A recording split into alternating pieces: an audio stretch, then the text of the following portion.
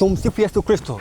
Kwa majina naitwa Francis Stefano, mtangazaji wako wa safari nzima ya Outreach Mission. Na hapa mbele yako nipo na kiongozi kwa nafasi yake na umuhimu wake, na nimeona yuko mbele yako. Hivyo basi kuna machache ambayo ya kutuambia ama ya kutuelezea juu ya safari nzima, tunaenda wapi, lengo ni nini. Hivyo basi usitoke nje ya kamera yako kufuatilia Outreach Mission ya mwaka huu 2026.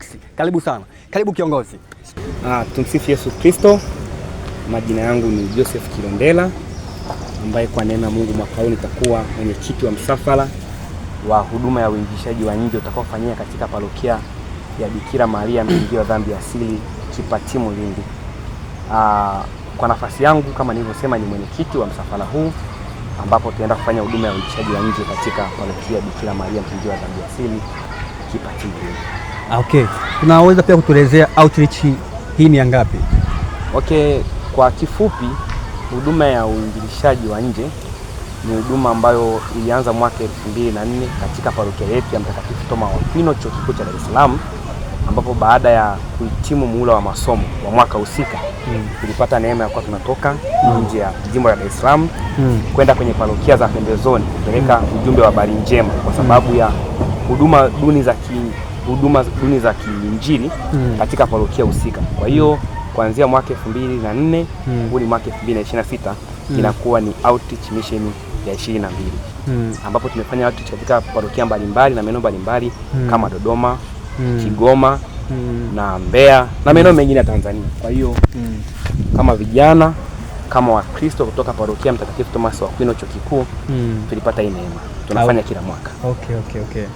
Wanasema pia siku zote kwamba anayepanda anategemea kuvuna. Kwa miaka yote hiyo nini ambacho matokeo ama kipi ambacho umekipata? Tunamshukuru Mungu kwamba habari hii ya uinjilishaji wa nje tunakuwa tumebeba ujumbe wa habari njema kwenda kwenye parokia husika. Kwa hiyo matokeo ambayo tunategemea zaidi ni kuona kwamba watu wanaopokea ule ujumbe na kumfanya Kristo Yesu kuwa Bwana na Mwokozi wa maisha yao.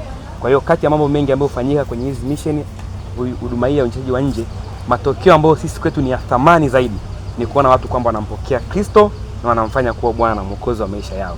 Lakini pia kuna vitu vingine ambavyo ni observable, vinaonekana kwa nje. Kwa mfano kwa sababu ujumbe wa neno la Mungu sio ujumbe bubu, una matokeo. Kwa hiyo kuna wagonjwa kupona, waliofungwa kufunguliwa na watu wanawekwa huru, tunashuhudia. Lakini pia kuwapatia tu faraja kupitia michango mbalimbali ambayo wanaparokia wa Mtakatifu Thomas wa Aquino huwa radhi kuitoa kuwapelekea watu kama sehemu ya msaada. Ndio. Okay, labda pia kwa mwaka huu mwaka 2026 unaweza kumwambia mtazamaji mmejipangaje huko mnapoenda? Aidha labda kuna mtu yuko huko mnapoenda kumtembelea naona hii taarifa hii. Vipi mmejipangaje kwa hilo? Tunamshukuru Mungu tulipata nafasi ya kufanya maandalizi ya kutosha kiroho na kimwili kuhakikisha kwamba huu ujumbe ambao Mungu ametuaminia sisi kama wanaparokia unakuwa hauna lawama kwetu wenyewe lakini pia kwa tunaoendea. Kwa hiyo naomba niwatie shauku watu wa Kipatimu wawe tayari kupokea ujumbe wa Mungu ambao ni huruma ya Mungu kwa watu wake, kuhakikisha kwamba wanamfahamu yeye na kumrudia yeye ambaye ni baba wa baraka zote. Kwa hiyo tumejiandaa vizuri kiroho, tulipata nafasi ya kufanya maandalizi lakini pia tunashukuru na parokia wamekuwa pamoja nasi kutusaidia kufanya maandalizi ya kimwili kuhakikisha kwamba ujumbe huu unafika Kipatimu kwa walengwa. Okay, unalipi la kuambia ambao hujafika kwenye hii mission ya kwenda huko? Okay, nina agenda mbili kwa watu ambao hawajafika. Kwanza, watu wa parokia Mtakatifu Thomas wa Aquino Chuo Kikuu cha Dar es Salaam ambao hawajaweza kuunganika nasi kwenda Kipatimu. Tumejiandaa vizuri na parokia. Tumebeba ujumbe huu kwa nguvu zote na akili zetu zote kuhakikisha kwamba ule ujumbe ambao ninyi mmetuamini sisi kwenda kupeleka unawafikia watu wa Kipatimu kikamilifu. Lakini kwa baada ya watu wa Kipatimu, naomba niwatie shauku. Kuna nguvu ya Mungu ambayo tumeibeba ndani yetu kama wajumbe kutoka parokia Mtakatifu Thomas wa Aquino Chuo Kikuu cha Dar es Salaam kwa ajili yao. Kwa hiyo wajiandae kimwili, kiroho na kiakili. Tumejipanga vizuri kuhakikisha kwamba ile kusudi la Mungu kwa watu wa Kipatimu mwaka huu halina mashaka na linafika bila alama yoyote. Kauli mbiu yetu mwaka huu ni ipi? Anasema mimi ndimi huo ufufuo na uzima. Yeye aniaminie mimi ajapokufa atakuwa anaishi. Ni habari za Yesu anaongea na Martha akitaka asadiki juu ya ukuu wa Injili, yani nguvu ya Injili. basi bado tunaendelea na interview, na hapa mbele yako nipo na kiongozi ambaye kwa nafasi yake muhimu atatuambia na pia na machache ambayo kutujuza tunapoelekea Outreach Mission ya mwaka 2026. Hivyo basi ndugu mtazamaji, usitoke, endelea kufuatilia tu, na hata unapoenda huko pia bado tutaendelea kurusha hapa. Karibu kiongozi. Amina. Tumsifu Yesu Kristo. Ndugu watazamaji na wasikilizaji, kwa majina yangu naitwa Fadhili Mwajombe. Mimi kwa cheo katika mission ya mwaka huu ni katibu wa mission, kwa maana nyingine ni mtendaji wa mission. Kwa hiyo ndani ya mwaka huu tunamshukuru Mungu, tumepata nafasi ya kwenda kuinjirisha parokia inayopatikana Kipatimo, parokia ya Bikira Maria mkingio wa dhambi ya asiri, jimboni Lindi.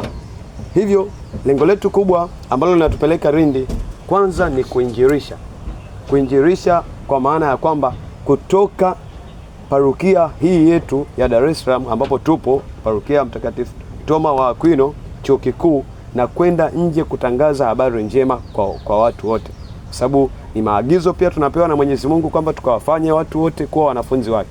Kwa hiyo hata sisi tunayafuata yale maagizo ya kwamba basi wote wakawe washiriki wema, wakawe washiriki wazuri katika kanisa. Kuna mambo ya muhimu ambayo tunakuwa tunayafanya. Ya kwanza kabisa tunakuwa na uinjilishaji wa nyumba kwa nyumba, ambapo hapa tunatembea kwenye nyumba za kila muamini na kumwalika basi ashiriki yote yale yanayomhusu katika kanisa, aongeze uwajibikaji wake ndani ya kanisa, aongeze kujitoa kwake ndani ya kanisa, yani ashiriki kikamilifu kabisa ndani ya kanisa. Lakini huduma nyingine ambazo tunazifanya tofauti na huduma ya nyumba kwa nyumba ni pamoja na ushauri na washa.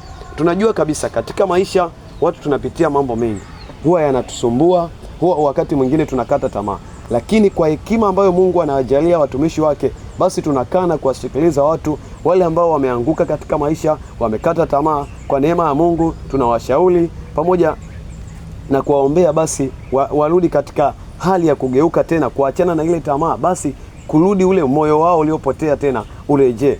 Lakini jambo jingine ambalo tunalifanya ni pamoja na maombi na maombezi. Tunajua kabisa katika uinjilishaji wapo wengi ambao tunawaendea wanapata shida, wanakuwa na changamoto. Basi kwa neema ya Mungu ambaye anakuwa anatujalia, tunawaombea kwa sababu ni nafasi yetu ambayo Mungu anatualika, sio kujiombea sisi wenyewe tu, lakini kuwa waombezi wa watu wengine. Najua na kanisa tunaheshimu waombezi mbalimbali kama watakatifu Bikira Maria, hivyo na sisi tunajifunza kutoka kwao, tunawaombea na wenzetu pia wapate neema hata tulizopata sisi. Hayo ndio mambo muhimu makuu ambayo tunayafanya tukiwa Outreach Mission, kwa maana ya kwamba uinjilishaji wa nje. Si mwingine au ni katibu wetu, kiongozi msimamizi wa safari hii. Tunashukuru sana ndugu mpenzi mtazamaji unayetutazama na kutufuatilia kwa wakati huu. Usiache kutufuatilia. Kama hujasubscribe basi subscribe hapo chini. Ukiwa na maswali na maoni yoyote yale, namba zetu zinapita hapo chini, unaweza kutupigia. Asante sana na Mungu akubariki. Ciao.